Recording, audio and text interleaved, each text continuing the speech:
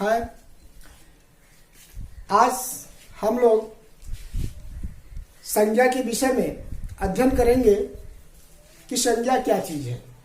संज्ञा क्या चीज है? देखिए, संज्ञा एक तरीके से नाम है।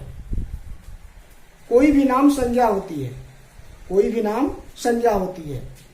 तो संज्ञा की परिभाषा होती है, संज्ञा की परिभाषा क्या है कि स्थान, भाव, वस्तु अथवा किसी मनुष्य के नाम को संज्ञा कहते हैं। स्थान, भाव, वस्तु अथवा किसी मनुष्य के नाम को संज्ञा कहते हैं। जैसे राम, सीता, मोहन, हिमालय, सेना, विद्यार्थी, कक्षा, ये सब जितने नाम हैं, सारे नाम क्या हैं? संज्ञा हैं।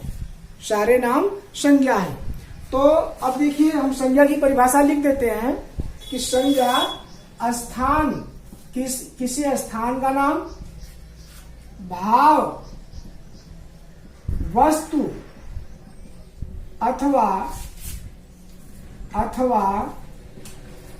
किसी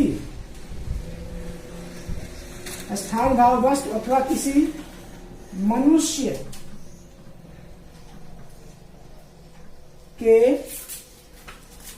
के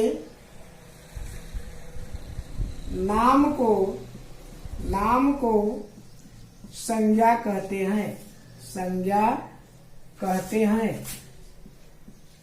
देखिए, परिभाषा से स्पष्ट है। परिभाषा से स्पष्ट है कि किसी स्थान का नाम हो, भाव माने किसी वस्तु, व्यक्ति का दशा, जैसे बचपन है, बुढ़ापा है, दशाएं होती हैं। तो भाव, वस्तु, किसी वस्तु का नाम हो या अथवा किसी मनुष्य का नाम हो, उसे संज्ञा कहते हैं। जैसे है राम, हिमालय,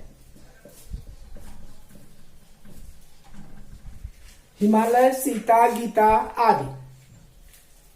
अब हम आते हैं, संज्ञा कितने प्रकार की होती है? संज्ञा के भेद। परिभाषा को हम साफ कर देते हैं। आप जो है इसको नोट डाउन कर लीजिएगा। संज्ञा के भेद। देखिए, संज्ञा के मुख्यतः 5 भेद होते हैं, यानी संज्ञा 5 प्रकार की होती है। पहला है व्यक्तिवाचक संज्ञा। व्यक्तिवाचक संज्ञा। अब देखिए, व्यक्तिवाचक संज्ञा क्या है? व्यक्तिवाचक संज्ञा क्या है? वह संज्ञा जो किसी व्यक्ति, स्थान अथवा वस्तु का बोध कराती है। जो किसी व्यक्ति का, किसी स्थान का बोध कराती है, किसी वस्तु का बोध कराती है, वह जो है व्यक्तिवाचक संज्ञा होती है। इसकी परिभाषा हम नोट नहीं करेंगे, आप सुन करके नोट कर लीजिएगा कि वह संज्ञा जो किसी व्यक्ति का, स्थान का अथवा किसी वस्तु का बोध कराती है, वह व्यक्तिवाचक संज्ञा होती है। जैसे राम जो है एक कैसा संज्ञा है? व्यक्तिवाचक। सीता, ये व्यक्तिवाचक संज्ञा है। पटना किसी स्थान का नाम है, ये जो है व्यक्तिवाचक संज्ञा है। इत्यादि आदि।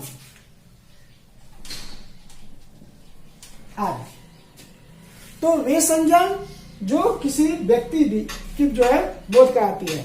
दूसरी संज्ञा है, दूसरा भेद है संज्ञा का, दूसरा भेद है जातिवाचक संज्ञा।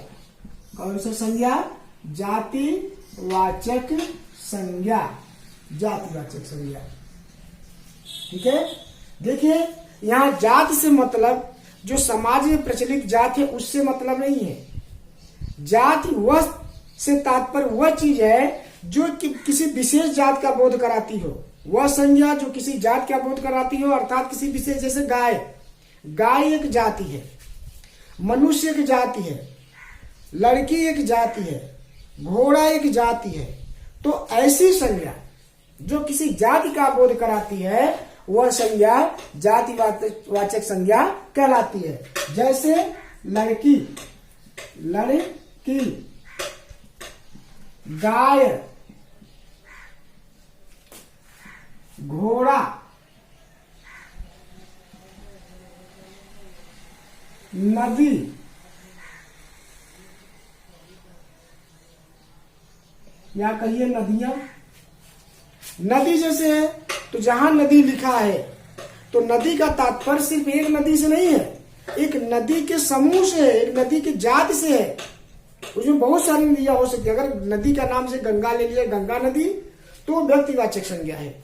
लेकिन खाली नदी है तो वह जो है जातिवाचक संज्ञा है। हिमालय नाम ले लिया गया तो हिमालय में तो ढेर, हिमालय किसी एक हिमालय का नाम है, ठीक। लेकिन पर्वत कह दिया जाए तो पर्वत तो कई पर्वत हो सकते हैं, धौलागिरी पर्वत हो सकता है, नीलगिरी पर्वत हो सकता है, हिमालय पर्वत हो सकता है। तो ये यहाँ पर्वत, पर्वत भी क्या है, पर्वत जातिवाचक संज्ञा है, पर्वत भी जातिवाचक संज्ञा है। अब तीसरी संज्ञा है, तीसरा भेद है संज्ञा का, तीसरा भेद है क्या, समूहवाचक संज्ञा। समूहवाचक संज्ञा। समूहवाचक वह संज्ञा जो किसी समूह या समुदाय का बोध कराती है, वह संज्ञा जो किसी समूह या समुदाय का बोध कराती है वह संज्ञा समूहवाचक संज्ञा कही जाती है। वह संज्ञा समूहवाचक संज्ञा कही जाती है जिसमें समूह में होते हैं। जैसे सेना, अगर सिपाही हम कहें तो सिपाही व्यक्तिवाचक संज्ञा है, लेकिन सेना समूहवाचक है, कई सैनिकों का समूह होता है। कक्षा, कक्षा जो है ये समूहवाचक संज्ञा है, कक्षा समूहवाचक संज्ञा है। परिवार, परिवार कई सदस्यों का समूह होता है, इसलिए परिवार क्या है, समूहवाचक संज्ञा है। तो वह संज्ञा जो समूह या समुदाय का बोध कराए वह संज्ञा समूहवाचक संज्ञा कहलाती है। अब चौथा प्रकार की संज्ञा, यानी संज्ञा का चौथा भेद है, यह है धातुवाचक या द्रव्यवाचक। यूं कहिए द्रव्यवाचक, द्रव्यवाचक या धातुवाचक, धातुवाचक संज्ञा, धातुवाचक संज्ञा। तो अब द्रव्यवाचक संज्ञा क्या है भाई? द्रव्यवाचक संज्ञा वह संज्ञा है जो किसी धातु के या किसी पदार्थ के बने होने का बोध कराती है या किसी पदार्थ का बोध कराती है। जैसे दूध है, दूध कैसी संज्ञा है? द्रव्यवाचक संज्ञा है। तेल है, द्रव्यवाचक संज्ञा है। चीनी है, द्रव्यवाचक संज्ञा है। धुआं है, द्रव्यवाचक संज्ञा है।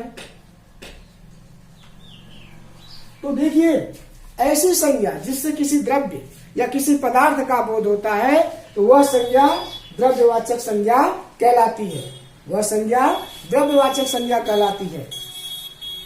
अब देखिए संज्ञा का जो पांचवा और अंतिम भेद है वह है भाववाचक संज्ञा। क्या है? भाववाचक संज्ञा। देखिए भाववाचक संज्ञा, भाववाचक भाव क्या है भाई? भाव वस्तु मनुष्य की दशाएं होती हैं, मनुष्य की दशाएं होती हैं, उसके गुण होते हैं। तो जैसे बालक है, बच्चा है तो उसके समय को बचपन कहा जाता है। जैसे बुढ़ापा है, वृद्ध व्यक्ति के समय को बुढ़ापा कहा जाता है। तो बुढ़ापा मिठास, कड़वाहट, बचपन, पुरुषत्व, स्त्रीत्व, ये सब क्या है? भाववाचक संज्ञा है। तो वह संज्ञा जो किसी व्यक्ति, मनुष्य की दशा, गुण आदि का बोध कराती है, वह भाववाचक संज्ञा कहलाती है। ठीक है। इसके उदाहरण है जैसे मिठास, मीठा से मिठास बना है, मीठा से मिठास बना है। तो मिठास क्या है? संज्ञा है। कैसी संज्ञा है? भाववाचक संज्ञा है।